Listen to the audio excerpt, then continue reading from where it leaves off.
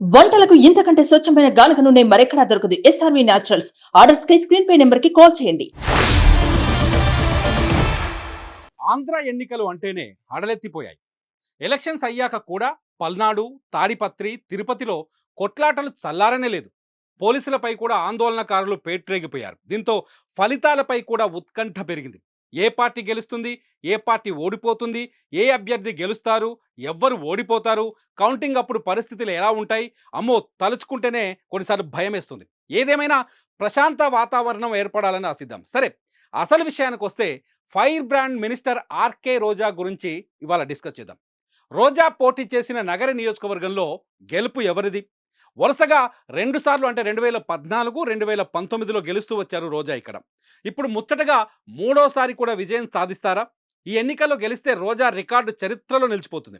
అయితే కొంత ఆమెకు వ్యతిరేక పవనాలు ఉన్నట్టు అక్కడ పరిస్థితిని చూస్తే కనిపిస్తుంది. ఎలా అంటే తన సొంత నియోజకవర్గంలో సొంత పార్టీ నేతలే రోజాకు రివర్స్గా మారారు. ఈ మాటలు రోజానే బహిరంగంగా కూడా చాలాసార్లు చెప్పారు. మరి సొంత పార్టీ నేతలే సహకరించకపోతే కష్టమనే సంకేతాలు ఉన్నాయి. ఆమెకు టికెట్ ఇవ్వద్దు, కొంతమంది నగరి నేతలు ఇవ్వద్దని జగన్ చుట్టూ తిరిగారు, జగన్మోహన్ రెడ్డికి మొరపెట్టుకున్నారు. దీంతో అసలు రోజాకు టికెట్ ఇస్తారా లేదా అనే సస్పెన్స్ కూడా చివరి వరకు కొనసాగింది. అయితే రోజాపై నమ్మకంతో జగన్ నగరి టికెట్ని మళ్ళీ ఆమెకే అప్పజెప్పారు.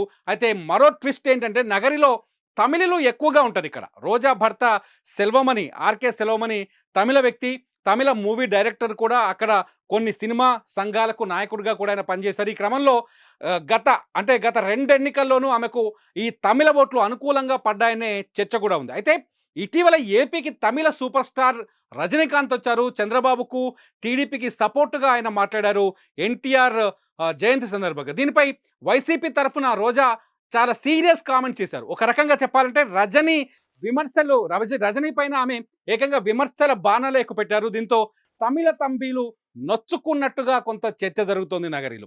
ఈ ఎఫెక్ట్ ఎలక్షన్స్ పైన మాత్రం పడే అవకాశం ఉన్నట్టు తెలుస్తుంది. దీంతో రోజాకు ఓట్లు తగ్గే అవకాశం ఉందని అనలిస్టులు అంటున్నారు. కాబట్టి ఎన్నికల్లో రోజాకి ఇది కొంచెం ప్రతికూలంగా మారే ఛాన్స్ కనిపిస్తుంది. అయినా రోజా చరిష్మా, వైసీపీ పథకాల ముందు ఆమె గెలుస్తారని సన్నిహితులు చెబుతున్నారు. అయితే ఏమాత్రం తేడా వచ్చినా మూడోసారి గెలుపు రోజాకు కష్టమేననే చర్చ పొలిటికల్ సర్కిల్స్లో నడుస్తోంది. 2024 జనరల్ ఎలక్షన్స్లో నగర నియోజకవర్గంలో 87.08% పోలింగ్ జరిగింది.